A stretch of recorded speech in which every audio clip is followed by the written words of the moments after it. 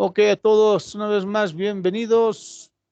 Vamos a iniciar nuestra sesión de materiales de construcción y una revisión bastante rápida de lo que se entiende como la curva de esfuerzo de formación. Esto hemos visto ya hace un momentito atrás en un video, pero ahora lo vamos a estudiar de manera rápida, ¿sí?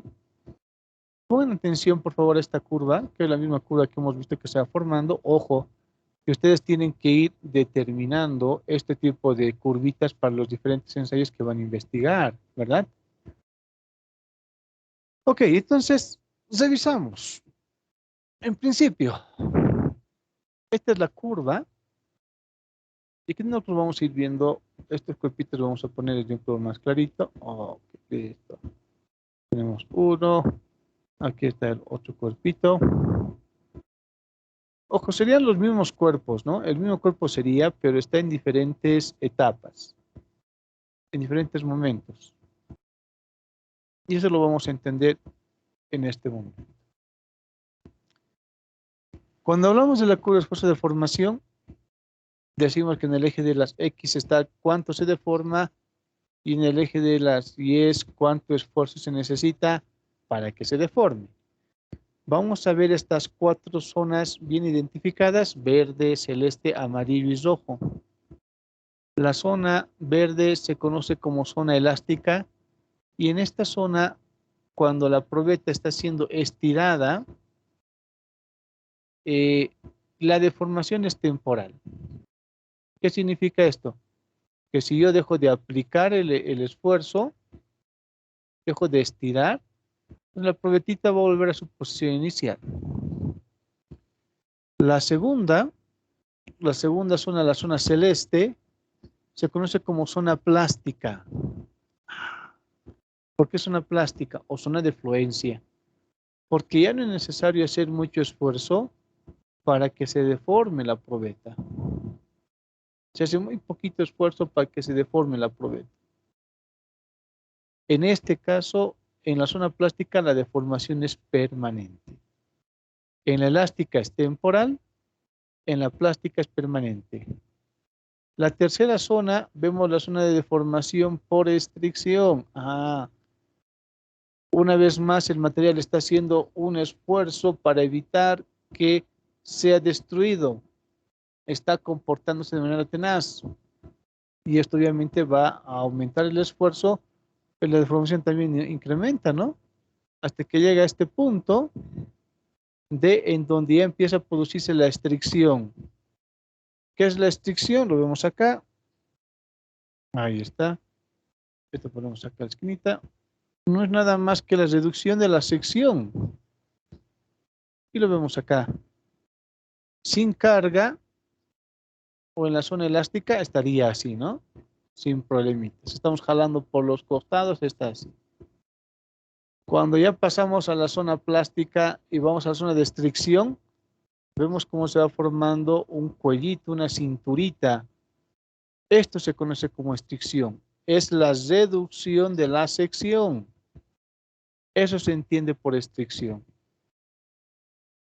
Y por último, la falla de la probeta se produce efectivamente en la zona en la cual la sección se reduce, en la zona de estricción. Ok. Entonces, ahí tenemos la probetita que se jala.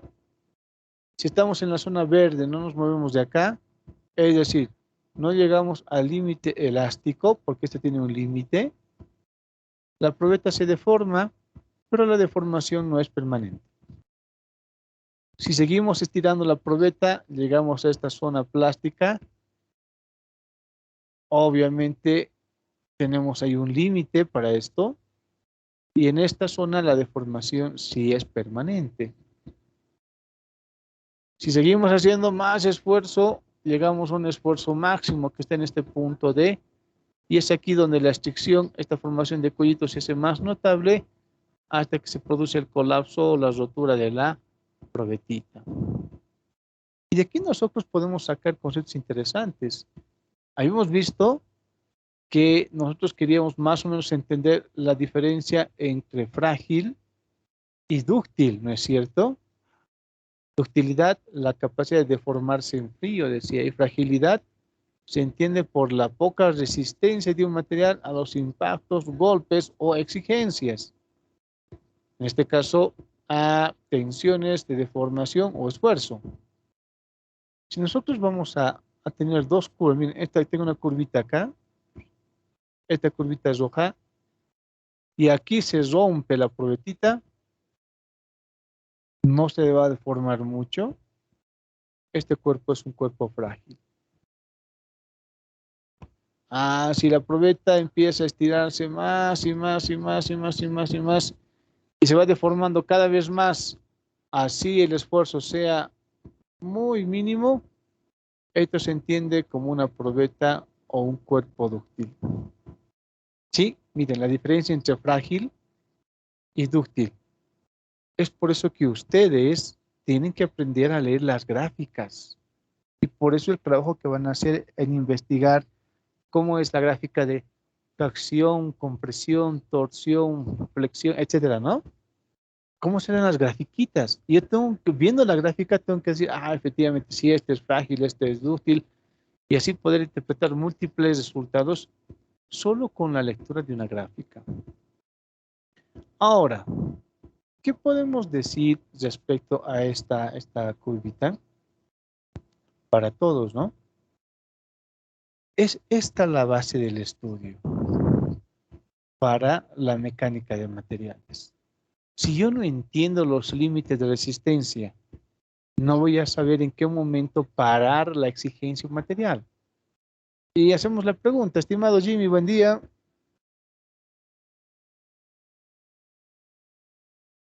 Jimmy, 5, 4, 3, 2, 1.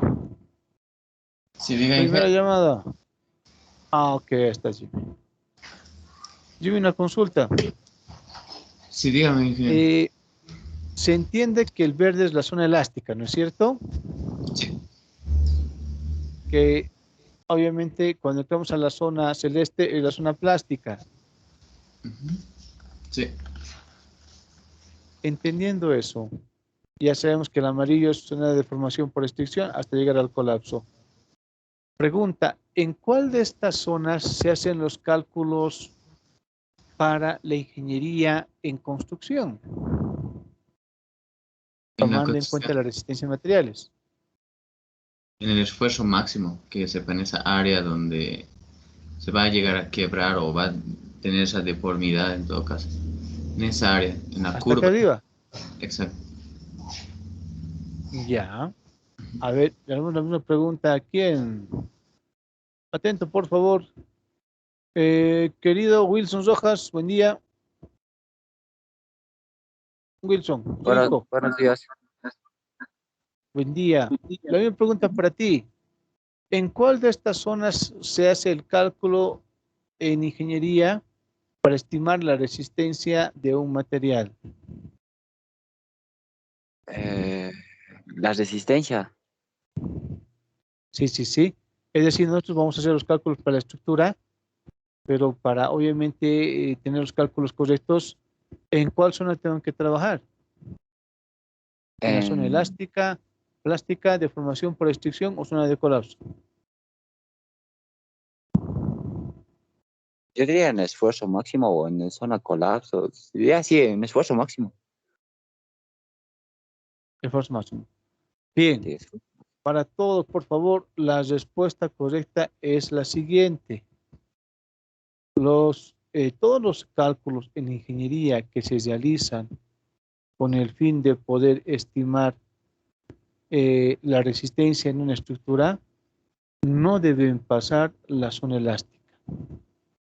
Es decir, que se hacen por debajo del límite elástico. ¿Por qué, ingeniero? Miren, si nosotros esperásemos a vencer el límite elástico y entramos a la zona plástica, dijimos que en esta zona la deformación es permanente.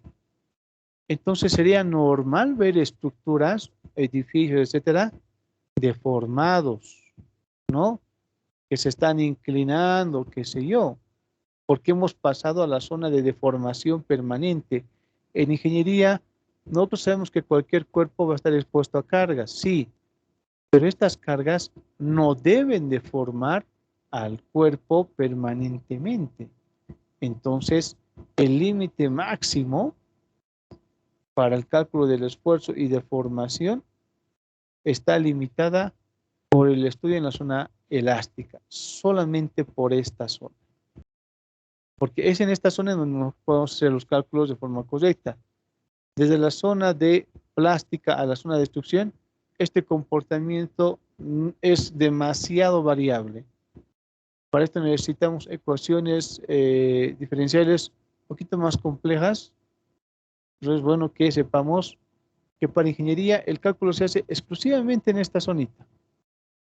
No esperamos que el cuerpo se deforme permanentemente. Y eso es bueno. Porque haciendo esto, las estructuras se mantienen rígidas, esbeltas, estables, por más cargas que se les ponga. Obvio, yo sé que si voy a cargar mucho, el material va a ceder y vamos a entrar a la zona plástica. Vamos a ir viendo cómo se está deformando.